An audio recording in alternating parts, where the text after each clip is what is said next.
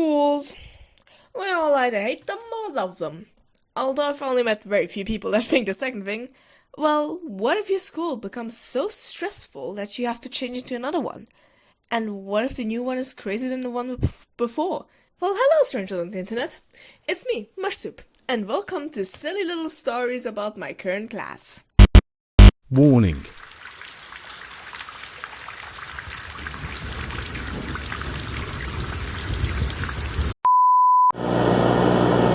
Germany has an interesting school system.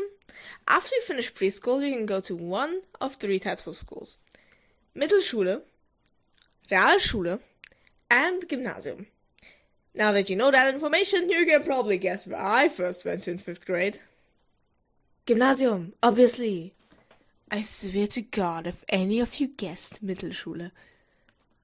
Anyways, I went to a music-focused school, meaning I had the subject instrumental, meaning I had to play the piano. And oh boy, was it hard. I was pretty quick at learning. That wasn't the problem. The problem was that I didn't have time to practice.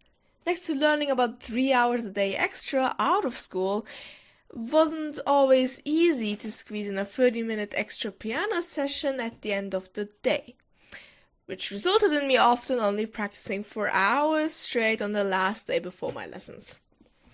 That was one of the 2 factors that played in me changing schools due to overstressing. Another factor was the subject Latin.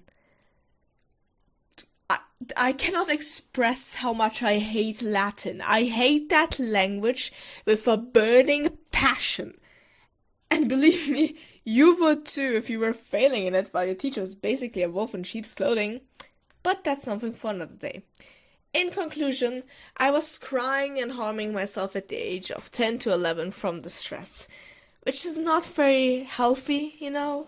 So my parents decided that I was going to change schools. From now on, I would attend a Realschule. I was lucky. Very lucky. Quarantine has just ended when I got into my new class. I remember stepping in, basically getting pushed in by my mom, and then standing in front of the kids there like a deer in headlights. I also remember thinking, wow, I want to get out of here. My mom sat me next to a girl who I later discovered was my classmate from preschool. We'll call her old pal for privacy purposes. At the end, when we got to see the whole class, it turned out we were only 5 girls. Well, at the time, I thought I was a girl. Now, there's only 4 of the bitches. Ha! I will also name the 3 left accordingly. 𝐬𝐽, girly girl, and the least emo you can find. I'm so good with names. For info, emo had to redo 8th grade, and we got a new classmate after her as a replacement, who I will call Replacement. So that's a tidbit for ya. At the end, we were a smaller class of 20 people. 15 boys, 5 girls. Why so many boys? You might ask while staring at the screen right now. Well, my dumbass chose a math-oriented class. Please get me out of here. Don't get me wrong, my class is amazing. I say I hate them a lot, but I've never felt more acknowledged in a class before. Well, I've only been to 3, including this one, but still. Really, that's the truth. But there's one person I hated while he was in our class. He also went with me to preschool, and let's say he did not have his glow up. Let's call him Photon. So Photon was a person that had a really bad humor. Like, really bad, stupid, unfunny, bad humor. We made a class group chat, and he'd send pretty questionable stickers into the group chat. I mean, questionable in the racist way, in the let's make fun of Muslims way, in the lemao. Yeah, I'm not even gonna say this. It's just tasteless. Oh god, I hate that guy. One day, eventually, he went too far. Corn stickers. Graphic corn stickers. I don't remember exactly what they showed, but boy do I really remember that they fucked up my life. I'm very sure that was the reason I'm ace today. Old pal had enough of the misusage of the class group chat and showed screenshots of it to the principal. And then it quickly escalated. You know, in Germany it's illegal to show corn to minors or own any if you are a minor, meaning the school had sent letters to all parents saying it would be a possibility to call the police about it. Surprisingly though, nobody did. I'm going to be honest, I wish someone did. But nobody took it seriously. Nobody seemed to take it seriously. They only took it seriously when it was too late. Anyway, from that day on, we had 1 or 2 hours every half years that taught us how to use the internet properly.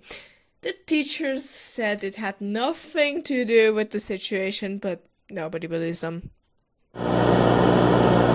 In my class, there was this American kid. Let's call him Guy. He doesn't attend our school anymore, hence the was. I used to sit next to him in 7th grade.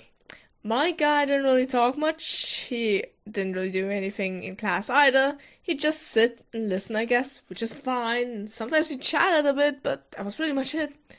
Next to him sat another dude, which I have another story with, so let's call him Ad.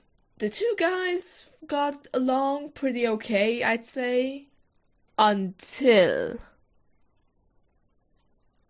Yeah, those two dudes just randomly decided to beat each other up like insane people during class while our physics teacher was going around, running around, like, oh my god, oh my god, oh my god, like some crazy bitch. It was an experience. I remember clearly that Golly Girl fainted during watching them fight, even though she literally sat at the other side of the classroom. Oh well, when the teacher finally had enough brain cells to call the office, the principal, his helper, and our English teacher just randomly showed up. If I remember correctly, by that time the fight had already ended. Since I was sitting next to them, I had to write down everything that happened. I'm gonna be so honest, I remembered nothing. The funny thing is, the boy named Ad, who fought the guy, ended up fighting another dude in our class with the same name just a few weeks ago. I don't know, man, maybe he has something against a specific name. That dude's just wild. Talking about Ad, the following year, when Guy was gone, he made up the sweet joke of just simping over me. I'm being so serious right now. And I'm so seriously sure that he did not mean it. It's like a weird joke that he still sometimes makes. I remember once him getting down on one knee, literally during physics class, and asking me to marry him with a rubber in his hand. Then he got up and told me the rubber was our child, while he drew a smiley face on it. What should we name him? I don't know. My perfect child, named I don't know. I love him. Yeah, I think he's a bit insane. He also somehow found out I was non-religious at some point, and then proceeded to write my name equals Islam on the board while I looked away. He then called out to me, pointed to his masterwork, and said it was a sign from God. Or Allah, if you will. End of story. Dude's just a tad bit crazy, I guess. Well, that's 3 stories for you from my class, and we didn't even touch the tip of the iceberg. Like one of the dudes bringing in an entire watermelon to our class, or the time one of our teachers had a seizure. If you're interested in those, then let me know. I might just make a part 2. And also look out for more story time videos. Making these is actually a lot of fun. A lot of stress, but you know, a fun too. But with that said, have a lovely time still, and a lovely day or night wherever you are, and see you in the next one.